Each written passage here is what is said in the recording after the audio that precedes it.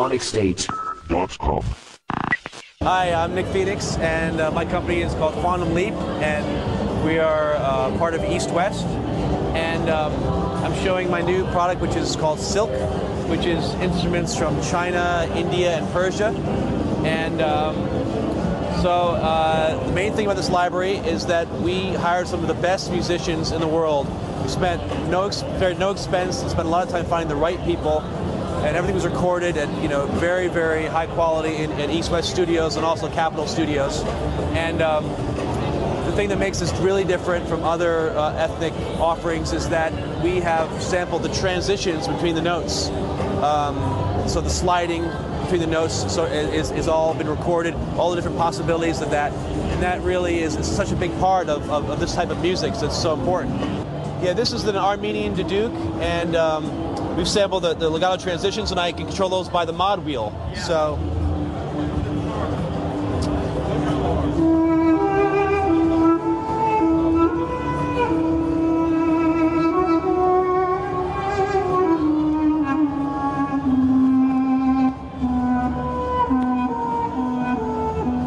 Here's what it sounds like without it. Here's with it.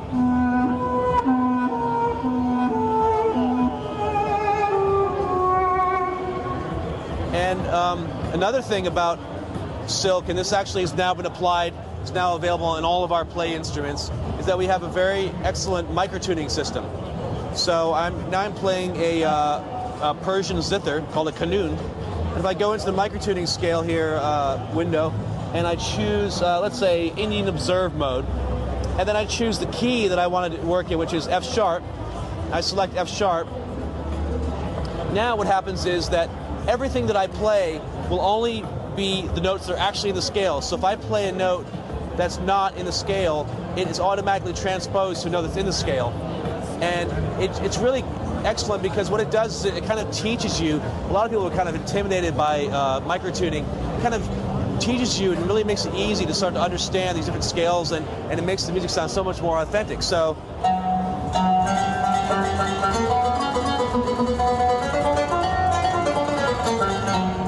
these notes are all transposed, so they're only playing the note that's actually in the scale.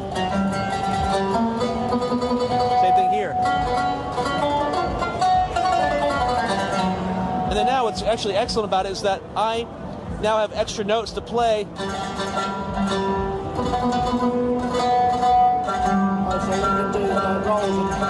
really easy to do rolls, really fun.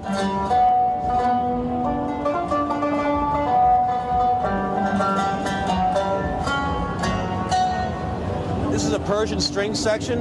It's a 30-piece string section playing unisons, and we also sampled legato, so it's really pretty amazing what you can do with this.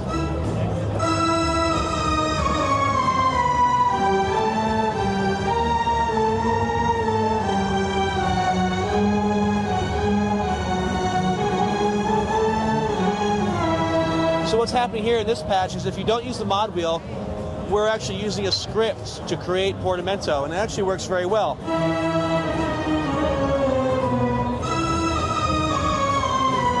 So you're actually getting sliding there as well. That's a really excellent script doing that. But if you push the mod wheel up, then you actually get the real orchestra doing the slide,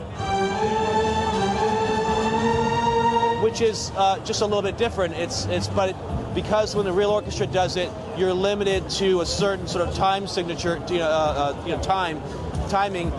Sometimes it might not be perfect for every thing that you're playing. So this is all using the new play engine, right? Yes, this is a new play engine, and each time we come out with a new release, we add things. So like now we've added microtuning, and the scripting has gotten very advanced, and we also have Play 2, which is our editable version of Play. If you want to go in and edit all parameters, you can now do that as well.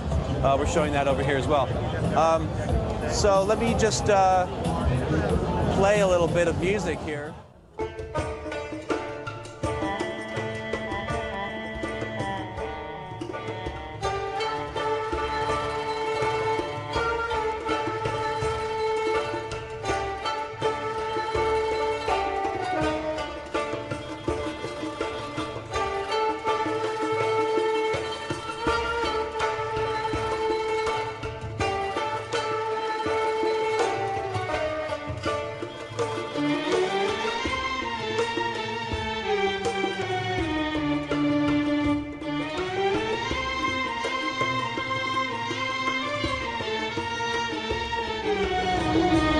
going to ask you. Yeah. That sounded very authentic. Yes. How do you know how to play all of this stuff?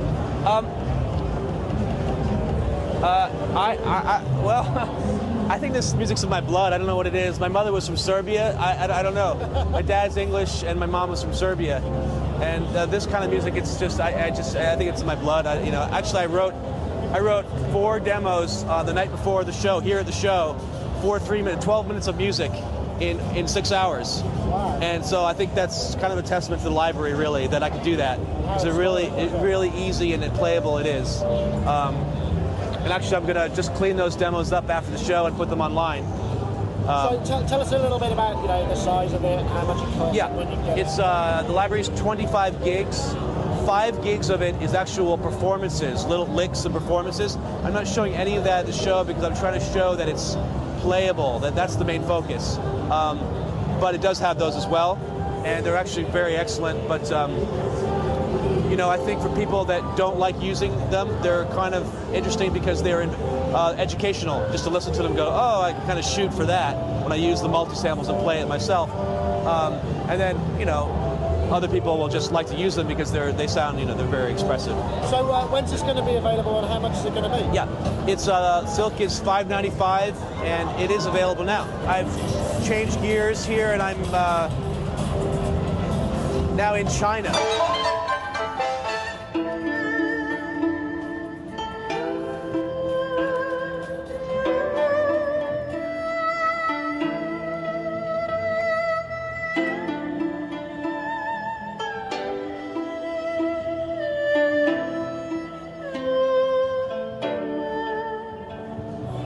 Yeah, one last thing to mention that this library doesn't include any percussion. It's all wind, bowed string, or pluck string instruments, and so all the percussion you hear in any of these demos is from Storm Drum 2 Pro. We have an addition to Storm Drum 2, even more sounds, really excellent things that we recorded. Question. I mean, how do you kind of approach these musicians? Because obviously, in lots of ancient cultures, the idea of photography is stealing your soul. Yeah. And when you're sampling some of these guys who've devoted their lives to it, how do you kind of handle that? Yeah.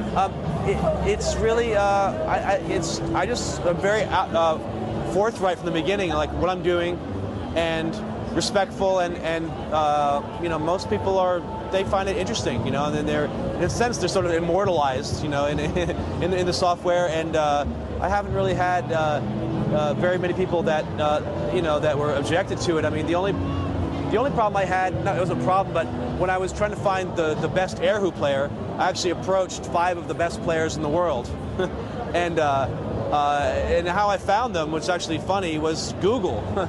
Because, if you go Google, you'll find the people that are doing the big concerts and that are most famous around the world pop up. And so I got all the contact information for these people. Eventually I found it, and one of them was interested. And actually, she was my second choice. First choice wanted a new Ferrari to do it.